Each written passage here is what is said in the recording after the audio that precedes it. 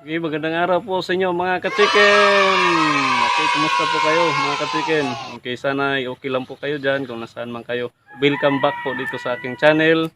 At kung bago ka pa lang dito sa aking channel, huwag niyo po kalimutang mag-subscribe at hit yung notification bell para updated po kayo sa mga susunod nating video. Okay mga ka-chicken, ngayon po sa video na ito, ipapakita ko sa inyo na gagawa tayo ng DIY egg candler. Okay, at saka magkakadlig lang po tayo sa ating mga itlog na nilagay natin sa incubator. Okay, napakahalaga po mga ka-chicken na ikakanling natin yung mga itlog, lalo na pinasalang natin sa incubator para ma-separate po natin yung may laman o yung walang laman o yung fertile at saka sa hindi fertile. Mamaya explain ko po sa inyo kung ano po ang napaka-importante. Okay, kung bakit kailangan po natin na i-candling yung mga itlog natin, lalo na sa incubator, at pwede din natin po i-apply doon sa mga naglilimlim nating mga inahin sa kanilang mga nililimliman na mga itlog. Okay, tapusin nyo po panoorin ang video na ito. Okay, bago po yan, shout out nga pala kay Sir Gimar Sumabat, at kay Richel Ibanez from New Zealand, at kay Sir Jomar Batulanon, aking batchmate, okay, at saka sa mga solid na supporters dito sa ating channel na mga, lalo na yung mga OFW, especially kay Sir Dexter de la Cruz. Maraming salamat po sir sa inyong suporta. Okay, ngayon, bago tayo magtungo doon sa ating pagkakadlig ng mga itlog, papakain muna tayo ng ating mga manok. Samahan niyo po muna ako. Tara!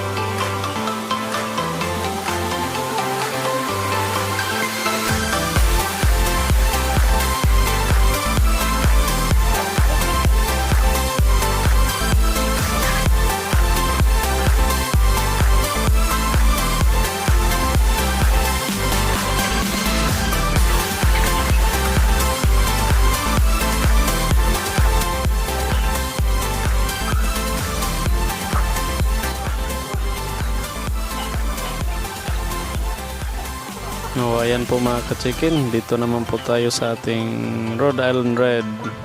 Papakainin ko po sila. Oh, ayan po mga ka-chicken, oh, tingnan nyo po, ang lalaki na po nila simula nang mapunta sila dito sa akin. Ayan po. So, excited na po silang kumain. Oh, ito po yung papakain ko sila, yung asola at may konting feeds. Oh, tingnan nyo po yung mga pagmumukha nila. Ayan po mga ka-chicken, ang lalakas na po nilang kumain, pati yung ating mga pabo. Ayan po, nakakatuwa po sila tingnan mga ka-chicken, ano?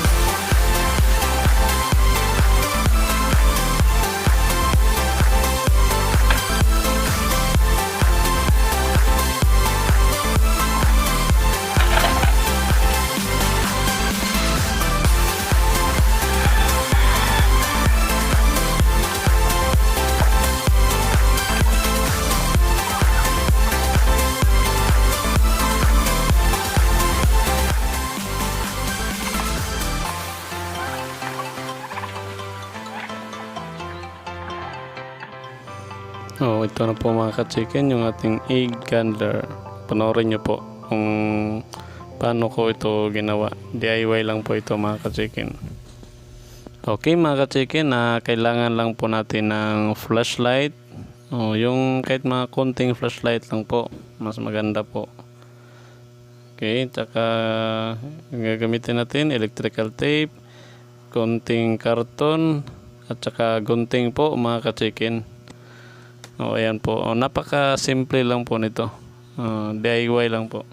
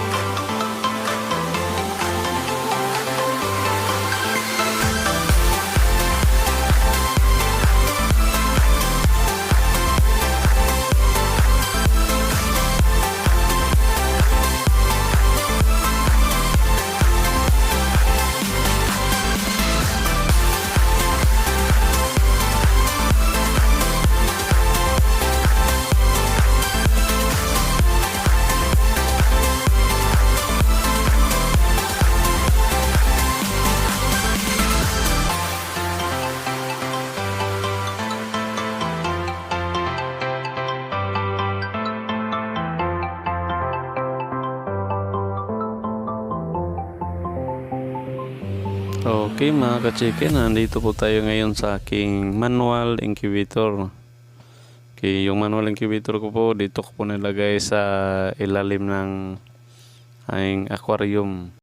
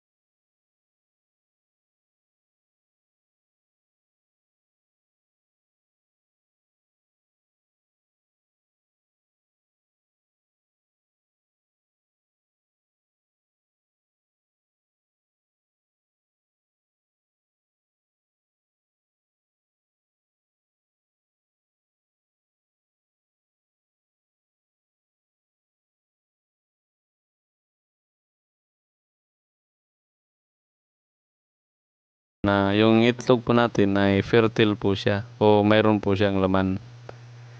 No, ganun po, napaka simple lang po. Okay, dito naman tayo sa pangalawa mga ka-chicken. O ayan po mga ka-chicken, fertile din po siya. Tingnan niyo po. Kitang-kita po yung may mga ugat na o yung may gumagalaw pa sa loob, yung po yung embryo niya. Kaya napakasimple lang po mga ka-chicken. Kaya para makikita talaga natin na kung may laman ba o wala. O ito naman po mga ka-chicken, pangatlo. O ayan din po, makikita niyo po may mga ugat din po siya. Fertile din po siya mga ka-chicken. Yun po yung kagandahan sa kanya. Yung mayroon siya makita natin, may mga ugat-ugat o gumagalaw pa po yung ano niya sa loob.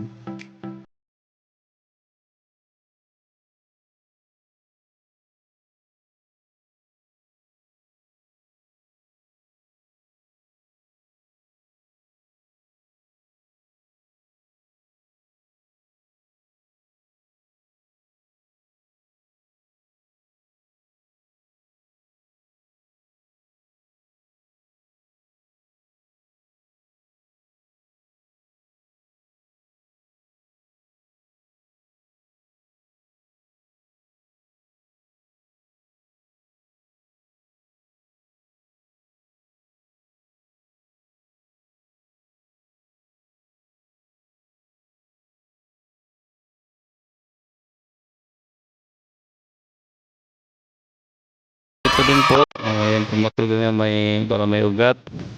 Okay, fertile din po siya mga ka-chicken. Ayos to. Ito po. Okay. Fertile din po siya mga ka-chicken. Tingnan niyo po sa loob. Ayan po.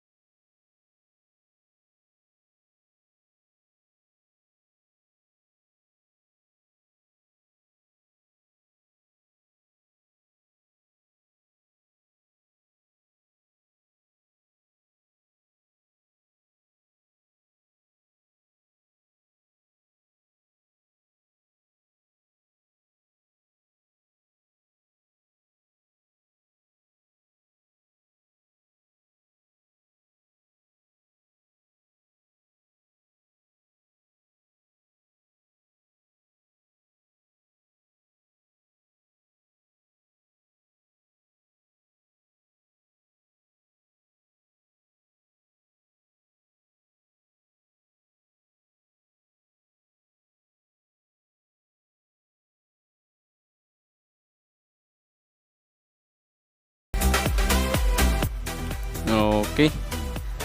Ito po mga ka-chicken. Fertile din po siya. Ayos na ayos. Marami pong laman.